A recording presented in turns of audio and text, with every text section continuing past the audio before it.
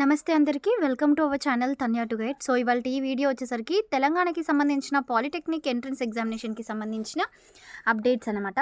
So polytechnic ఎడ్యుకేషన్కి సంబంధించి already మనకి కౌన్సిలింగ్ ఏదైతే ఉందో దానికి సంబంధించిన డేట్స్ అవన్నీ మెన్షన్ చేశారు. ప్రొవిజనల్ కీ వచ్చేసరికి 25th May 2024 రిలీజ్ అయితే అయ్యింది. ఇక నోటిఫికేషన్ ఎగ్జామినేషన్స్ అన్నీ జరిగిపోయాయి కదా. ఆల్రెడీ కీ ఎవరైతే చెక్ చేసుకున్నారో సో మీ స్కోర్ ఎంత ఏంటి అనేది ఒకసారి కింద చెక్ చేసుకోండి. అండ్ అలాగే ఈ కీ కావాలి అనుకునే వాళ్ళు ఆల్రెడీ నేను టెలిగ్రామ్లో పోస్ట్ చేశాను. ఒకవేళ మీరు కావాలి అనుకుంటే అక్కడ జాయిన్ అయితే అవ్వచ్చు. నెక్స్ట్ థింగ్ ఏంటి అంటే ఈ పాలిటెక్నిక్ వల్ల చాలా అడ్వాంటేజెస్ ఉన్నాయి అండ్ ఏంటి అనేది నేను చెప్తాను. సో బేసిక్గా పాలిటెక్నిక్ చేసిన వాళ్ళు 3 years పాలిటెక్నిక్ కోర్స్ ఉంటుంది. 10th క్లాస్ అయిపోయిన తర్వాతనే ఈ కోర్స్ అయితే ఉంటుంది. సో ఈ 10th క్లాస్ అయిపోయిన తర్వాత మీరు ఇది చేస్తారు కాబట్టి ఇది మీకు ఇంటర్మీడియట్ తోటి సమానంగా ఉంటుంది. నెక్స్ట్ ఏంటంటే మీరు పాలిటెక్నిక్ చేసిన తర్వాత మీరు ఫర్ సపోజ్ ఈసీ అనే ఒక గ్రూప్ తీసుకున్నారనుకోండి, 3 years చదువుతారు. డైరెక్ట్ తర్వాత ఈసెట్ ఎగ్జామినేషన్ రాస్తారు. ఈ ఈసెట్ ఏంటి అంటే మనం నార్మల్గా ఇంటర్మీడియట్ బ్యాక్గ్రౌండ్ తోటి వెళ్ళేటి వాళ్ళం ఎంసెట్ రాస్తాం. కానీ డిప్లొమా స్టూడెంట్స్ ఏంటంటే ఈసెట్ ఎగ్జామినేషన్ రాస్తారు.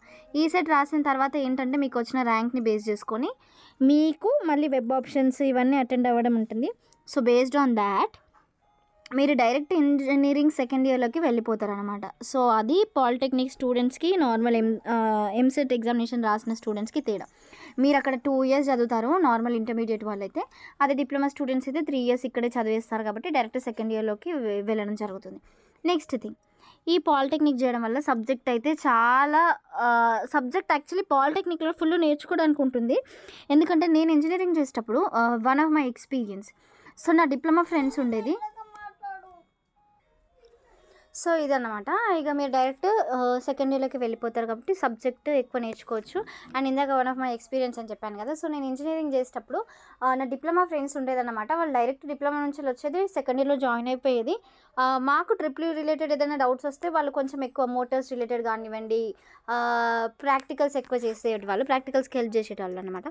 సో అనిపించేది అనమాట. అంటే కొంచెం సబ్జెక్ట్ నేర్చుకునేటి వాళ్ళు డిప్లొమా వాళ్ళకి సబ్జెక్ట్ కొంచెం ఎక్కువనే నేర్చుకొని వస్తారు. అంటే ఇక డిపెండ్స్ ఆన్ కాలేజ్, మీరు ఏ కాలేజ్లో జాయిన్ అయ్యారు, వాళ్ళు అక్కడ ఇట్లా టీచ్ చేసినారు, అవన్నీ కూడా మ్యాటర్ అనమాట. జస్ట్ డిప్లొమా చేసినంత మాత్రమే సబ్జెక్ట్ వస్తుంది మీరు చదవకుండా నేను అంటలేను. But diploma is so useful. మీరు మంచిగా ప్రాపర్గా యూజ్ చేసుకొని చేస్తే బాగుంటుంది. అండ్ ఇంకొకటి, గవర్నమెంట్ జాబ్స్ రిలేటెడ్ ఎట్లుంటుంది అంటే సబ్ ఇంజనీరింగ్ జాబ్స్ ఉంటాయి, ఈవెన్ ఈసీ వాళ్ళకి జాబ్స్ ఉంటాయి, మెకానికల్ వాళ్ళకి కూడా ఈవెన్ ఆర్టీసీలో డిఎంకి కానివ్వండి అట్లాంటి కొన్ని పోస్టులకి అప్లికేషన్స్ చేసుకోవడానికి ఉంటుంది. Not with diploma but definitely with engineering. And ఇంకొకటి ఏంటంటే ఎస్పెషలీ ట్రిపుల్ రిలేటెడ్ స్టూడెంట్స్ అయితే ట్రిపుల్ ఎవర్ గ్రీన్ బ్రాంచ్ అనమాట. కానీ చాలామంది ఇప్పుడు సిఎస్సి ఆప్ట్ చేసుకుంటారు. రానున్న రోజుల్లో ట్రిపుల్కి చాలా డిమాండ్ ఉంటుంది. అండ్ ఎవ్రీ ఇయర్ కూడా మనకి సెంట్రల్ లెవెల్లో డెఫినెట్లీ నోటిఫికేషన్స్ ఉంటాయి, స్టేట్ లెవెల్లో ఉండకపోవచ్చు. నేను ట్రిపుల్ తీసుకోండి అని సజెషన్ మాత్రమే చేస్తున్నాను. నేను ఎవరిని ఇన్సిస్ట్ చేయట్లేదు మీరు కంపల్సరీగా తీసుకోవాలని. It's just random thought where definitely it will be helpful for students. Okay, so మీకు నచ్చిన గ్రూప్ ఏదైనా సరే మీరు తీసేసుకోండి. And higher education opportunities, direct EAMCET opportunities వల్ల ప్రైవేట్ ఇంజనీరింగ్ కాలేజెస్ ఉంటాయి అనేసి ఇక్కడ చాలా పెట్టారు.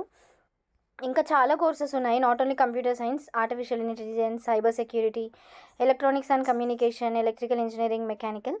సో కోర్ బ్రాంచెస్ అంటారు కదా. సో అట్లా ఎలక్ట్రికల్, సివిల్ ఇంజనీరింగ్ ఇవి కంపల్సరీగా ఉంటాయి. వీటిని డెఫినెట్గా ఆప్ట్ చేసుకోండి, మంచి ఆపర్చునిటీ. నెక్స్ట్ కౌన్సిలింగ్కి సంబంధించిన డీటెయిల్స్ గురించి నేను తప్పకుండా ఒక వీడియో మళ్ళీ చేయడం జరుగుతుంది. అప్పటి వరకు ఛానల్లో ఉన్న వీడియోస్ ఇన్ఫర్మేటివ్గా అనిపిస్తే తప్పకుండా అందరికీ షేర్ చేస్తారని ఆశిస్తూ ఇట్లా మీ తన్యా టు గైడ్.